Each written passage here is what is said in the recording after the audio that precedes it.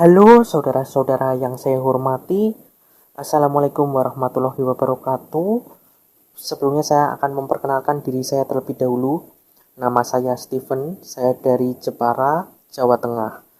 Jadi saya dalam video ini ingin memberikan pandangan saya terkait dengan kasus hilangnya Moza Axilia Gunarsa, yaitu gadis berusia 18 tahun yang tinggal di daerah Gebugan, Kecamatan Bregas, Kota Semarang.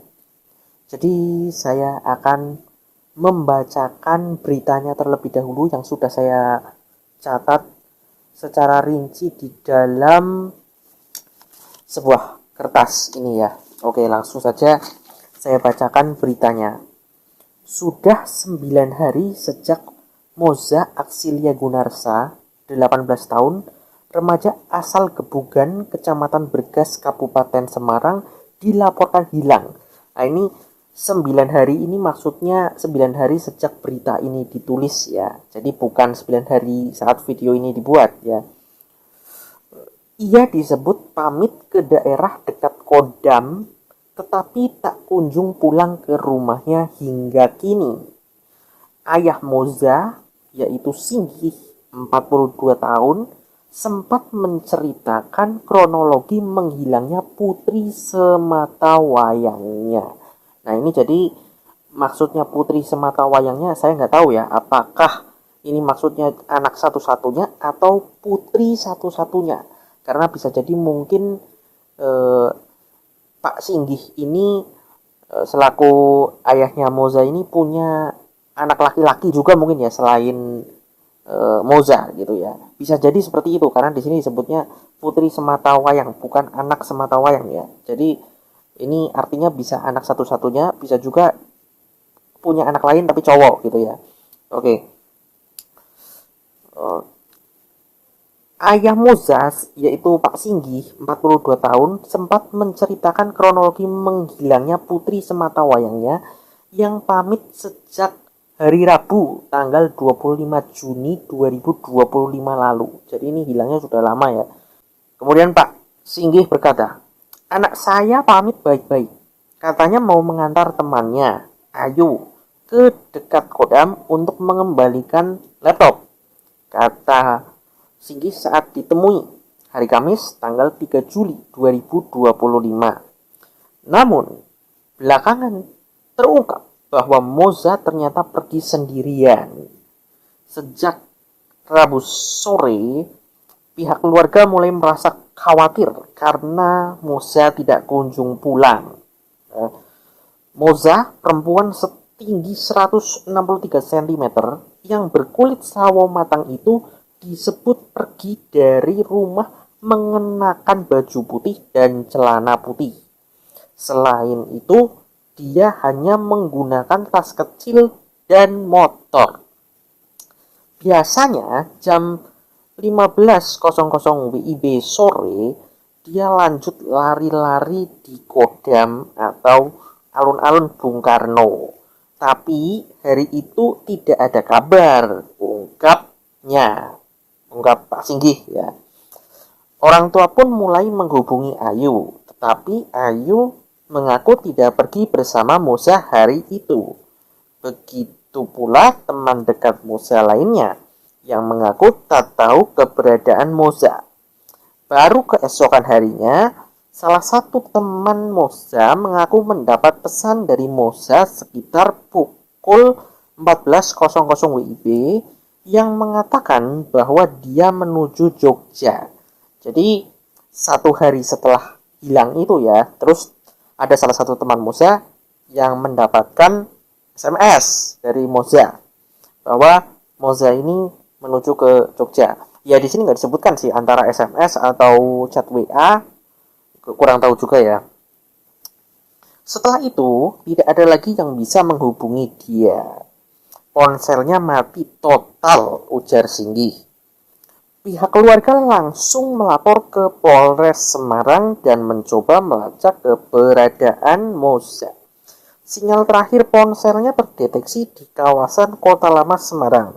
Seorang ketua RT di kawasan tersebut, lanjut Singgih, mengaku sempat melihat seseorang mengenakan masker yang diduga merupakan Moza tengah berdiri di depan Grapari Telkomsel pada Minggu 29 Juni 2025 sore.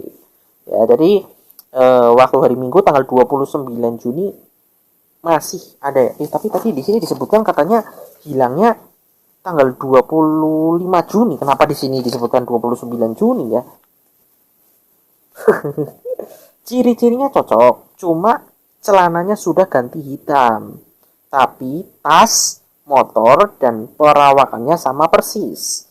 Kayak orang bingung nunggu seseorang muter-muter, tapi posisinya masih naik motor yang dibawa dia, ungkapnya. Beberapa hari kemudian, identitas Moza berupa SIM dan KTP ditemukan tercecer di jalan oleh seorang tukang becak di sekitar Jalan Dr. Cipto, Semarang. Jadi beberapa hari kemudian setelah kejadian itu, ada seorang tukang becak yang menemukan SIM dan KTP-nya Moza berceceran di jalan gitu ya.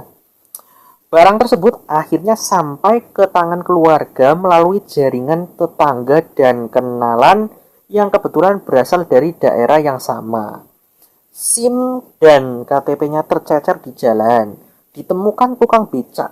Lalu tukang becaknya itu jalan nyari warung menanyakan alamat gebugan bergas, ungkapnya. Singgih menyebut Moza tidak memiliki masalah di rumah dan tidak menunjukkan perilaku menyimpang. Kami masih rutin ngopi pagi bareng di rumah.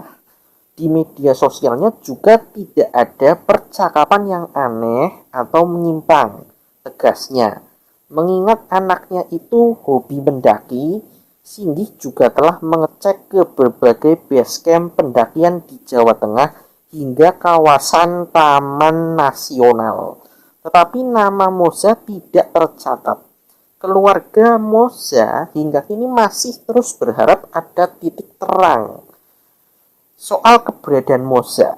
Moza disebut tak menjawab pesan siapapun dan terakhir ponselnya bisa dihubungi kemarin, Rabu tanggal 2 Juli 2025. Loh ini agak unik ya, entah beritanya keliru atau memang benar, tapi di sini disebutkan bahwa tidak pulang sejak 25 Juni. Tapi katanya terlihat di depan Grapari Telkomsel tanggal 29 Juni dan kemudian ponselnya terakhir bisa dihubungi itu sampai 2 Juli ya. Jadi masih bisa dihubungi beberapa hari itu sampai akhirnya sudah nggak bisa dihubungi lagi. Pihak keluarga juga telah melapor ke Polsek Semarang Utara. Tidak ada masalah kalau dia pergi juga pamitnya baik-baik. Tidak ada konflik apa-apa di keluarga dan tidak ada hal yang menyimpang di akun sosmednya dia sama sekali, tuturnya.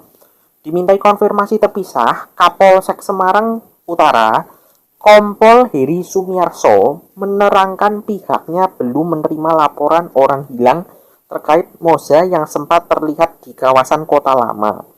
Namun, pihaknya membenarkan ada laporan hilangnya Moza di Polres Semarang. Belum ada laporan ke Polsek Semarang Utara, tetapi memang sudah laporan di Polres Semarang, jelasnya. Jadi seperti itu ya. Itu beritanya dilansir dari detik.com. Apakah berita ini valid atau ada kesalahan dalam penulisan? Karena ini lucu ya. Lucunya itu jadi hilangnya sejak 25 Juni. Kemudian kan keluarganya panik gitu kan. Keluarganya panik tapi kok keterangan dari saksi gitu ya yang melihat, katanya tadi ketua RT ya yang bilang katanya di depan Grapari Telkomsel terlihat itu tanggal 29 Juni sore. Harusnya kan 25 Juni juga kan di hari yang sama. Tapi kenapa kok sampai 4 hari ternyata itu masih di Semarang gitu loh.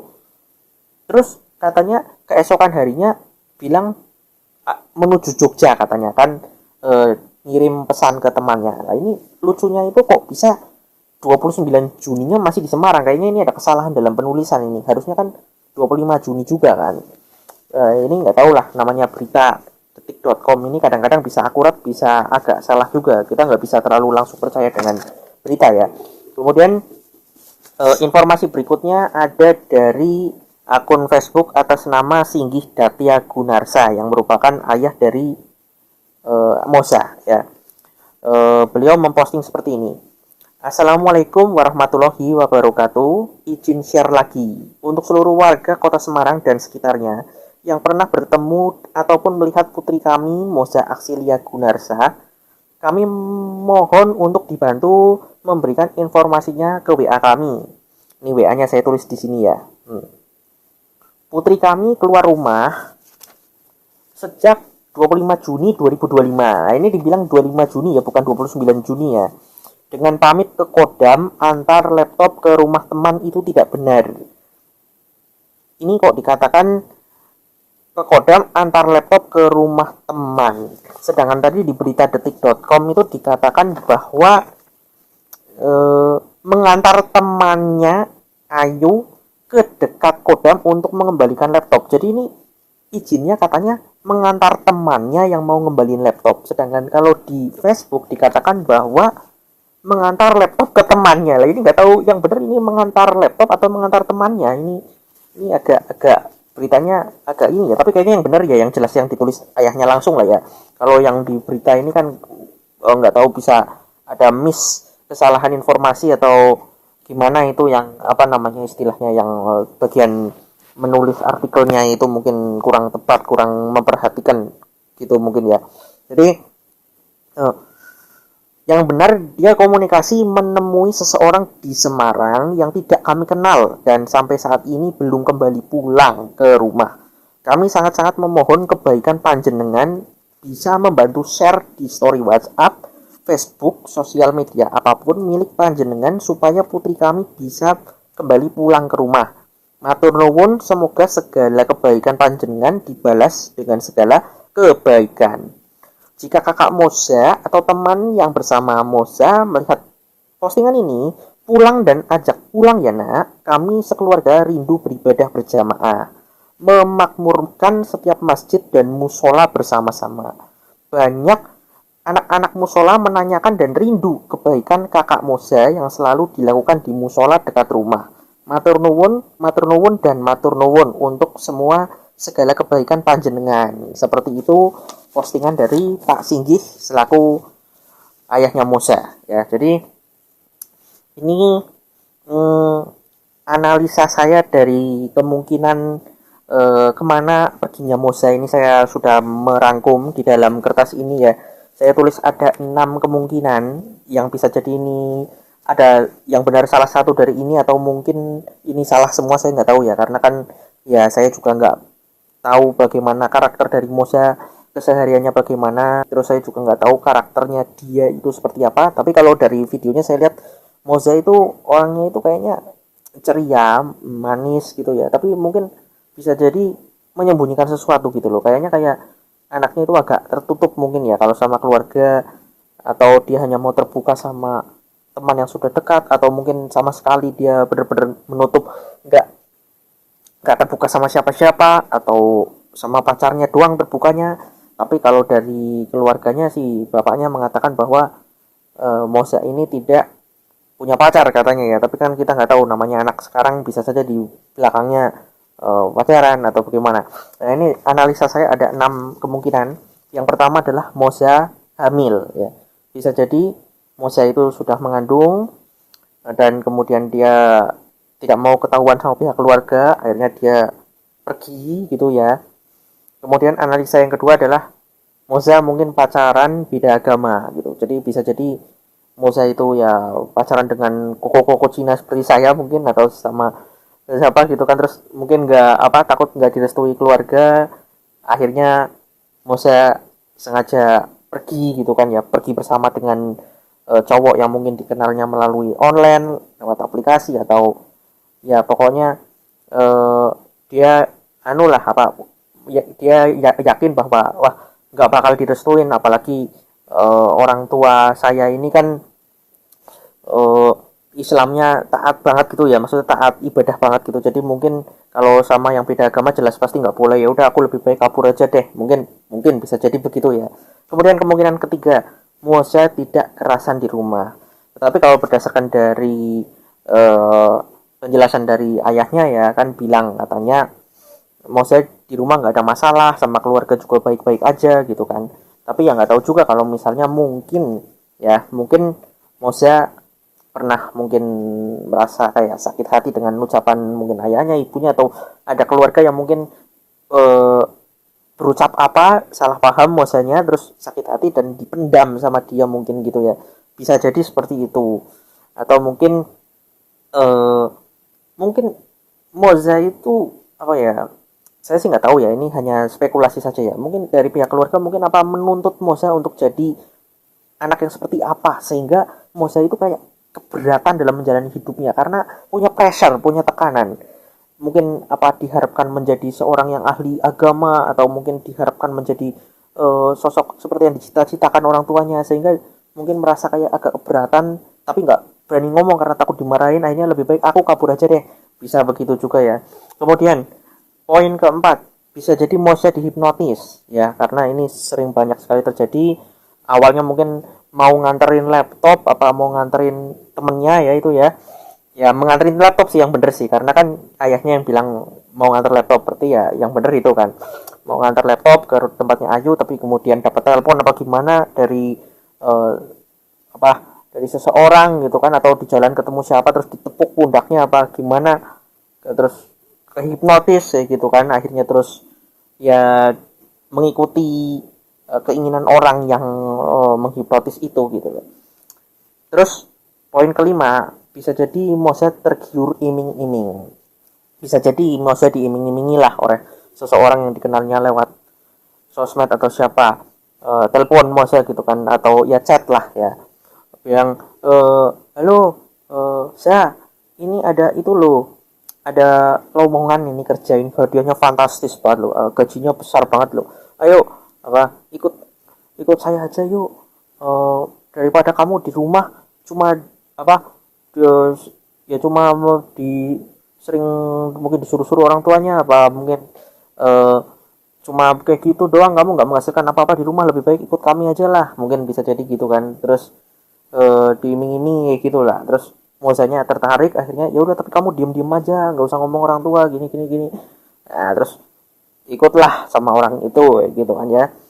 Dan poin keenam adalah Moza punya masalah dengan seseorang. Bisa juga begini, misalnya Moza diam-diam ngutang lah sama orang, atau mungkin bisnis transaksi apa tapi diam-diam nggak bilang sama orang tuanya, terus izinnya pura-pura mau nganter laptop padahal mau ketemu orang itu, mau menyelesaikan masalahnya, atau mau menyelesaikan urusan transaksi apa gitulah ya. Tapi ya ketika ketemu dengan orang itu, janjian ketemu di mana, malah sampai di sana malah terus ya dibekap apa dibawa apa di ikut kemana, terus ya diperbudak lah, atau mungkin di nggak tahu dibunuh apa gimana, amit-amit sih jangan ya, jangan, tapi ya kita kan nggak tahu gitu ya. Ya kita berharap aja semoga masa dalam keadaan yang masih baik-baik aja. Ini kan hanya spekulasi gitu ya. Jadi ada 6 poin ya, 6 poin yang saya tulis di sini, dan bisa jadi ada kemungkinan yang lain lagi, saya juga nggak tahu, tapi ini hanya berdasarkan dari analisa saya aja gitu ya. Ya ini gini, kalau misalkan Mbak Moza melihat video saya ini ya, silakan Mbak Moza bisa hubungi WA saya, ini nomornya saya tulis ya. Nah, Mbak Moza bisa hubungi saya nggak akan lapor ke orang tua Mbak Moza, saya nggak akan ngasih tahu ini udah ketemu saya sama Mbak Moza, nggak gitu ya. Saya mau coba bicara diskusi empat mata dengan Mbak Moza gitu ya. Jadi saya nggak akan ngasih tahu siapa-siapa kalau saya chat dengan Mbak Moza.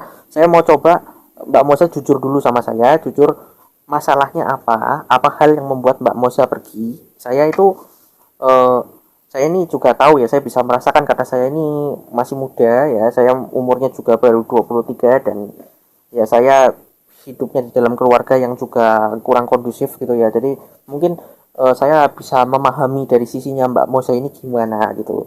Silakan Mbak Moza bisa cerita ke saya gitu ya. Ya saya ini bersumpah demi Allah nggak akan ngasih tahu keluarga Mbak Moza dulu ya, karena saya mau tahu dulu kalau misalnya memang ada hal masalah yang gimana gitu ya, yang bener-bener mungkin berat, yang nggak bisa diungkapkan ke orang tuanya gitu ya, apa gimana ya, coba cerita sama saya gitu ya. Nanti saya juga nggak akan mempublikasikan, saya akan eh, jaga rahasia Mbak Moza itu gitu ya.